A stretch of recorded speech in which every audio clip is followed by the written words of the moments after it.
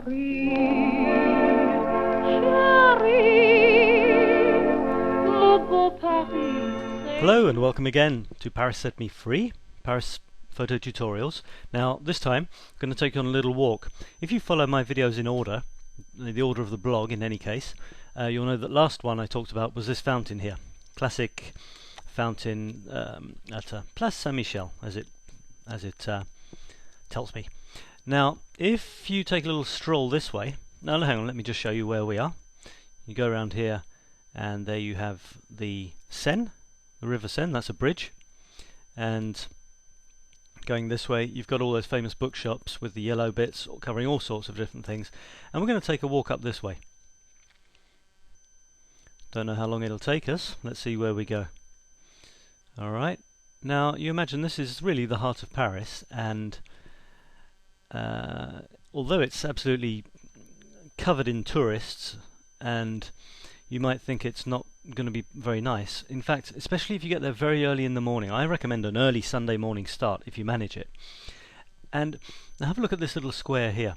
It's actually almost like a village, and if there aren't too many people there you can kind of pretend it is. You've got these buildings here which are very low. Well, having said that, behind them there's very high ones, but you can almost imagine that they're low country houses. And I'm going to try and show you a photograph which I took, which honestly could have been taken in a village, little village somewhere. Now looking this way, look right in the middle of what you can see there. Now you see that little place there with those open shutter windows. Let's see if I can, don't know if I can zoom in on that at all. No, it's not letting me. Or is it? No, it's not. But where are we? Oh, we've found a kebab shop, that's nice. I think we zoomed down a very, very nice road called Rue Saint-André-des-Arts, something like that. And this is the square I'm talking about, where it's not letting us actually get too close. But what I'm going to show you is a picture I took of that little window. Oh look, there's one of those famous columns. It's probably got an official name, I don't know. So we're going to look at those windows there. But I had a terrible dilemma, people. Let me tell you about it. I took this photograph, and when I saw it, I thought two things. I thought, damn, and I thought, what a fantastic composition. So the damn, if you can guess, was because of the lighting. Because the lighting's a disaster.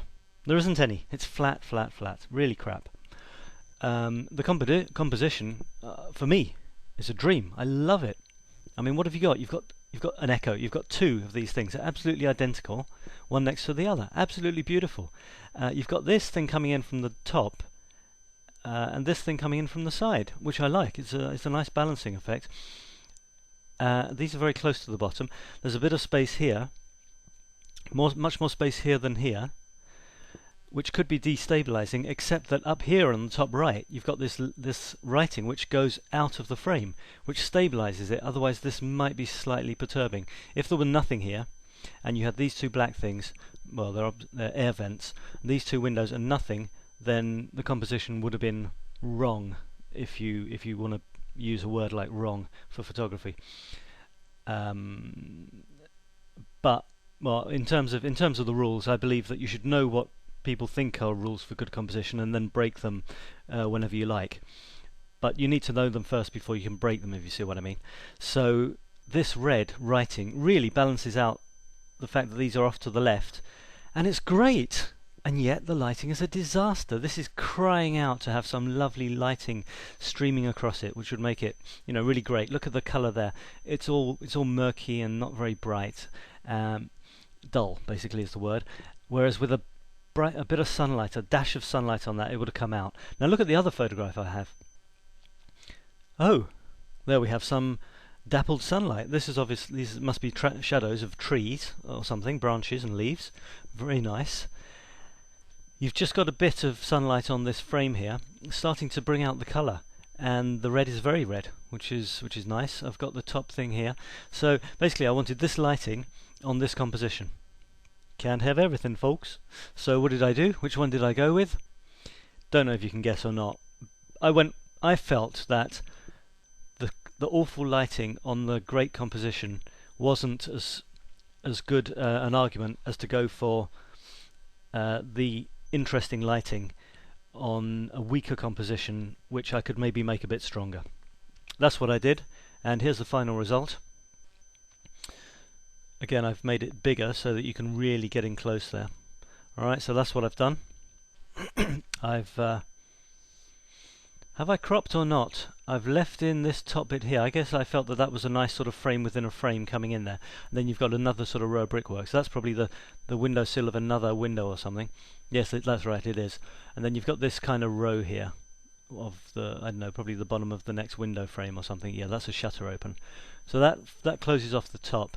I've got one of those there on the top left, which balances the writing on the right, the middle and right.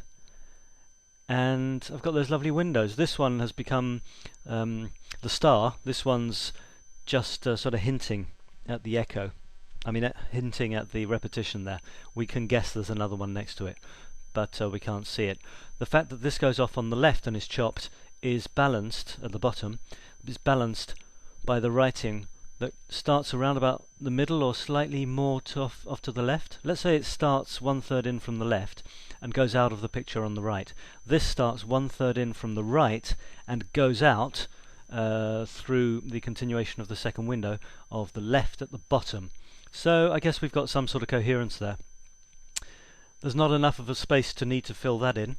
There is a bit of space here which is nicely filled in by this drain cover, and that closes the top. So, and you've got the dappled lighting. So that's what I've done to try and make the best of a bad job, as it were. You might say, you know, why didn't you hang around? Well, I was doing a photo tour and had to move on. So grabbed all I could and used my what did I use afterwards to try and drag something out of it? I think if I'd gone with the one that didn't have the interesting lighting, it would have been a bad choice. Now, I must admit, I did something that I haven't often done before, and I don't often do. But I thought, hey, why not? You know, I'm not particularly happy with it. It's not I'm showing you photographs here, which I'm not calling masterpieces. Many times they're up here to illustrate a point. So I thought, okay, I'm going to play around. You know, I've got this lovely program. By the way, I don't think I ever talk about it because I'm not that interested. You know, there's plenty of those programs out there. It's for the same reason I never talk about my camera. Although I'm in love with my camera, wouldn't change it to another brand because I know where all the buttons are. You know, there's things over and above your equipment. And I was just talking to someone today, actually, taking part in a photo exhibition in Paris. Might put a video up here of the event. Oh, it's a very friendly little thing from a Paris photo club, and talking to the girl who's organising it, and she pulled out her Canon. I think I called it a D5, and she said, "Yes, this is my 5D." So I felt slightly embarrassed. Anyway, from what I've heard, it's a stunning camera. I've got what was a stunning camera at the time for sort of not amateurs, not mega professionals, but for people like us, people like me, who like to wander around but want great stuff in their hands. I'm currently using a Nikon D200, not a 200D, and anyway, I also use a photo. I might as well tell you. I use a program called PaintShop Pro, which is really nice and costs far less than Photoshop, and it's absolutely brilliant. And for someone who considers photography about getting the best image you possibly can before you click, I think that kind of says what my approach is. Having said that, it's amazing what you can do with these programs. So I applied a kind of artistic effect. I applied it to a bigger version of this photograph, the fullest version, the biggest version, and reduced it down afterwards with one more click of sharpness. So what you're seeing here isn't the actual true effect. It's a reduced size and resharpened effect. But I think you can still get the idea. It's an artistic effect. I think if it's supposed to be paintbrush strokes, and I think it's quite nice actually. Quite like it for once. That's it. Thanks very much for visiting.